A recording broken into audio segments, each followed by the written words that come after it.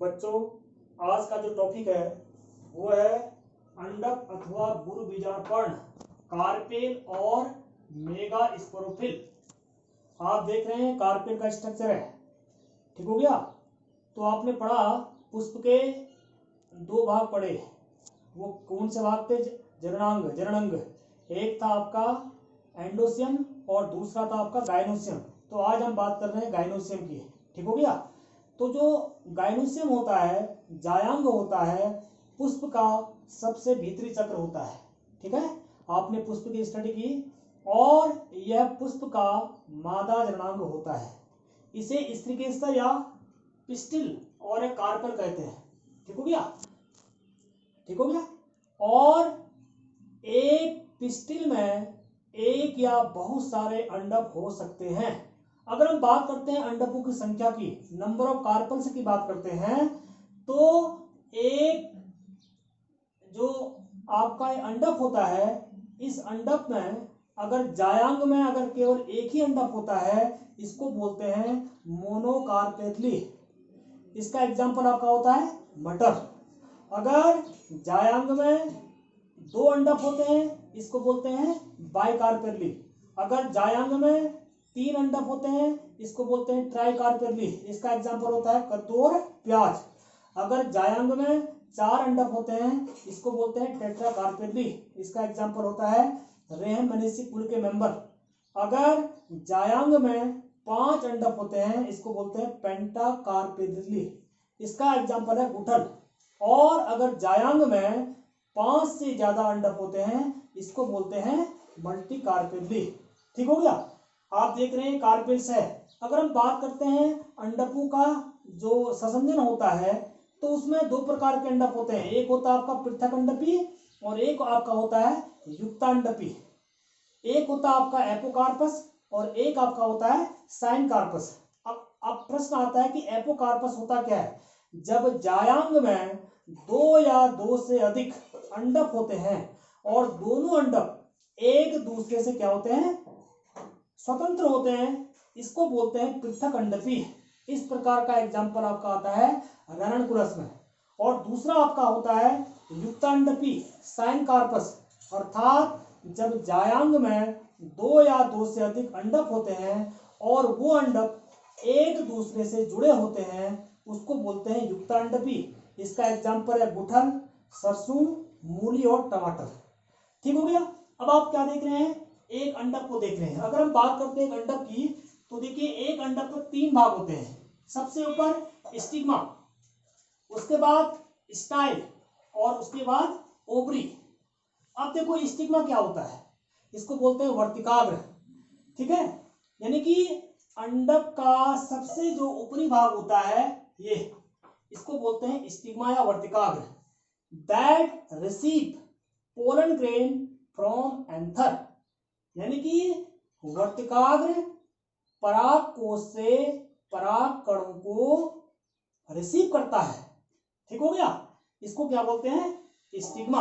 और दूसरा आपका आता है स्टाइल। देख रहे हैं आप, स्टाइल है, क्या होता है? इसको बोलते हैं वर्तिका, ठीक हो गया। यानी कि वर्तिका नीचे से जो है एक लंबी और बेलनाकार नली होती है, इसमें एक स्टॉक होता है। यह स्टॉक स्टिग्मा और ओवरी को कनेक्ट करता है। और तीसरा पार्ट इसमें आप देख रहे हैं ओवरी, ठीक हो गया। अंडाशय का आधारीय और नीचे फुला हुआ भाग आप देख सकते हैं। अंडाशय का आधारीय और नीचे फुला हुआ भाग क्या कहलाता है? अंडाशय कहलाता है। और इस अंडाशय के अंदर बीजांड होता है, ओव्यूल होता है, जिसमें बीज व्यवस्थित रहते हैं, ठीक हो गया। ये आपका हो गए एक कार्पेल के तीन भाग हो गए। नंबर एक स्टिग्मा, नंबर दूसरा स्टाइल और नंबर तीसरा ओवरी, ठीक हो गया। अब देखिए जो अंडाशय होता है, इस अंडाशय में क्या होता है? आप देख रहे हैं अंडाशय। इस अंडाशय में एक या एक से अधिक कोष्ठ होते हैं।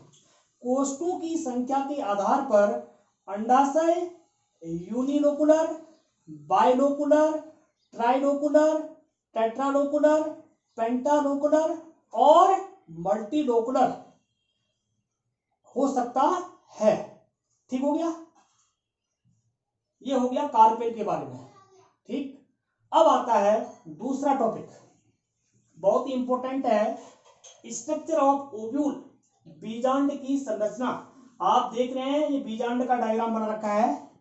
अगर हम एक बीजांड के डायग्राम को जो है बहुत बारीकी से देखते हैं तो उसमें हम जो है अनेक प्रकार के भाग हमें दिखाई देते हैं। सबसे नीचे आप देख रहे हैं ये है आपका फनिकल, इसको हिंदी में बोलते हैं बीजांड ग्रंथ। क्या बोलते हैं? ये आप देख रहे हैं फनिकल। क्या होता है फनिकल? बीजांड बीजांडासन अर्थात प्लेसेंटा पर जो है एक ग्रंथ से जुड़ा रहता है, इसे बोलते हैं फनिकल। क्या बोलते हैं? फनिकल। क्या होता है? जब बीजांड प्लेसेंटा से एक ग्रंथ के माध्यम से जुड़ा होता है, इसे क्या बोलते हैं? फनिकल। दूसरा पार्ट इसमें आपका आता है हाइलम। क्या होता है हाइलम?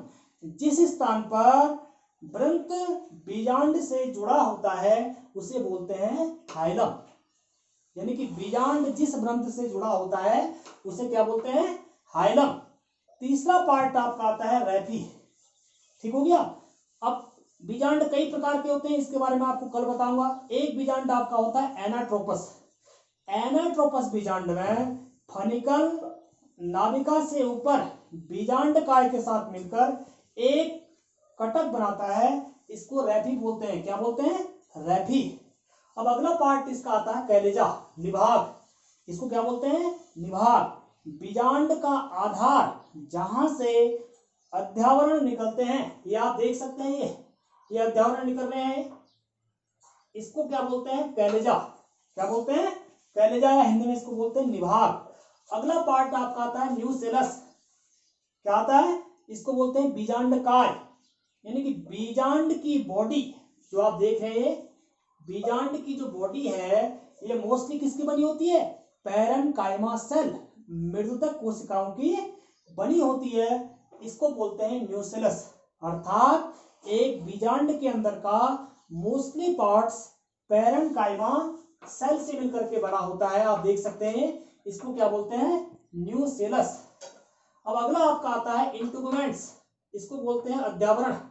ये क्या होता है? अध्यावरण। यह बीजांड का सुरक्षा कवच होता है। ठीक हो गया। आप देख सकते हैं ये है आपके इंटुगमेंट से। ठीक हो गया। ये क्या है? आपके बीजांड के सुरक्षा कवच। अर्थात जब बीजांड का एक या दो वलयकार आवरणों से घिरा होता है, इसे अध्यावरण बोलते हैं, इंटुगमेंट्स बोलते हैं। ठीक हो गया। अब देखिए, कुछ बीजांड में केवल एक अध्यावरण होता है, उसको बोलते हैं यूनिटी गैमिक। और कुछ बीजांडों में एक से अधिक अध्यावरण होते हैं, उसको बोलते हैं बाइटिगैमिक। और कुछ बीजांड ऐसे होते हैं जिनमें अध्यावरण नहीं होते हैं, उसको क्या बोलते हैं? एंटीगैमिक, सॉरी एटीगैमिक। क्या बोलते हैं? एटीगैमिक। यानी कहने का मतलब क्या है, जो अध्यावरण होते हैं आप देख सकते हैं, ये अध्यावरण है, इंटुगमेंट्स हैं, ये क्या है? बीजांड के सुरक्षा कवच। अगर बीजांड में क्या है? एक ही इंटुगमेंट्स है, इसको बोलते हैं यूनिटी गैमिक। अगर बीजांड में दो इंटुगमेंट्स हैं, इसको बोलते हैं बाइटिगैमिक। अगर बीजांड में कोई भी अध्यावरण नहीं है, इसको क्या बोलेंगे? एटीगैमिक। ठीक हो गया। अब आपका अगला पार्ट इसमें आपका आता है माइक्रोपाइल। क्या आता है? माइक्रोपाइल। क्या होता है माइक्रोपाइल? इसको हिंदी में बोलते हैं बीजांड द्वार। ठीक हो गया। अध्यावरण बीजांड काय के एक सिरे को छोड़कर इसके सभी भागों को ढके रहता है, और इस ढके हुए भाग पर क्या होता है? एक छिद्र बन जाता है, इसको बोलते हैं माइक्रोपाइल। और यह माइक्रोपाइल पराग नली को बीजांड में प्रवेश कराता है। ठीक हो गया। इसके बाद सबसे महत्वपूर्ण पार्ट इसमें आप देख रहे हैं बीच में, यह है एम्ब्रियोसेक, भ्रूणपोष। यानी कि बीजांड के बीच में आप जो देख रहे हैं थैले की आकार की एक संरचना है। ठीक हो गया। ये है आपका एम्ब्रियोसेक। बीजांड के बिल्कुल बीच में थैले की आकार की संरचना को क्या बोलते हैं? एम्ब्रियोसेक, भ्रूणपोष। अब देखिए इसमें होता क्या है, सबसे ऊपर इसमें होती है आपकी एंटीपोडल सेल्स, बीच में इसमें होता है पोरल न्यूक्ली, और सबसे नीचे इसमें क्या होता है? एग एपरेटस, ठीक हो गया। और बाद में इसमें क्या होता है, पोरल न्यूक्ली जो है सेकेंडरी न्यूक्लियस में कन्वर्ट हो जाती है, ठीक हो गया। तो ये बीजांड का डायग्राम आपने देखा। अगर हम एक बीजांड की स्टडी करते हैं तो इसमें हमें funicle, hilum, chalaza, nucellus, integuments, micropyle, embryo sac और रैफी अनेक प्रकार के पार्ट्स आपको दिखाई देते हैं, ठीक हो गया। ये एग्जाम की दृष्टि से बहुत ही इंपॉर्टेंट है। अब मैंने आपको बताया कि एक बीजांड में जो फनिकल होता है, क्या होता है फनिकल, बीजांड बीजांडा ग्रंथ अर्थात प्लेसेंटा पर एक ग्रंथ से क्या होता है, जुड़ा होता है, उसे क्या बोलते हैं फनिकल। हाइलम क्या होता है, जिस स्थान पर ग्रंथ बीजांड से जुड़ा होता है उसे क्या बोलते हैं हाइलम। रैफी क्या होता है, एनाट्रोपस बीजांड में फनिकल और कैलेजा से ऊपर बीजांड काय के साथ मिलकर एक कटक जैसी रचना बनती है, इसको बोलते हैं रैफी। कैलेजा क्या होता है, जहां से अध्यारोण क्या होते हैं शुरू होते हैं अर्थात बनते हैं, उसको बोलते हैं कैलेजा। न्यूसेलस क्या होता है, बीजांड काय का मोस्टली पार्ट्स पैरेंकाइमा सेल से बना होता है, इसको क्या बोलते हैं न्यूसेलस। इंटुगमेंट्स क्या होते हैं, बीजांड का कवक। अगर बीजांड अध्यावरण में एक ही अध्यावरण है यूनिटीगैमिक, अगर दो है बाइटीगैमिक, अगर कोई भी अध्यावरण नहीं है एटीगैमिक। उसके बाद मैंने आपको बताया था माइक्रोपाइल, अध्यावरण की बीजांड काय के ऊपर को छोड़कर सभी स्थानों को जो है क्या करता है वो ढके रहता है, और इस स्थान पर क्या बनता है छिद्र बनता है, अर्थात माइक्रोपाइल पराग नली को बीजांड में क्या करती है प्रवेश कराती है।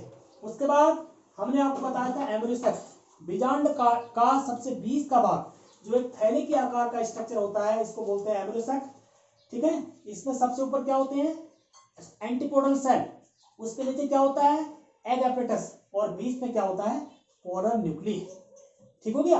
ये मैंने आपको बताया बीजांड के बारे में, और इसका डायग्राम आप लोग ड्रॉ करेंगे, बहुत ही इंपॉर्टेंट है, एग्जाम में आता है, ठीक हो गया। तो आज आपको मैंने जो है दो टॉपिक बताए, एक कार्पेल और दूसरा स्ट्रक्चर ऑफ ओव्यूल्स। तो आप इन दोनों डायग्रामों को अपने घर पर ड्रॉ करिए, और आज के लिए इतना काफी है। कल नेक्स्ट वीडियो आपको भेजूंगा। बहुत बहुत धन्यवाद।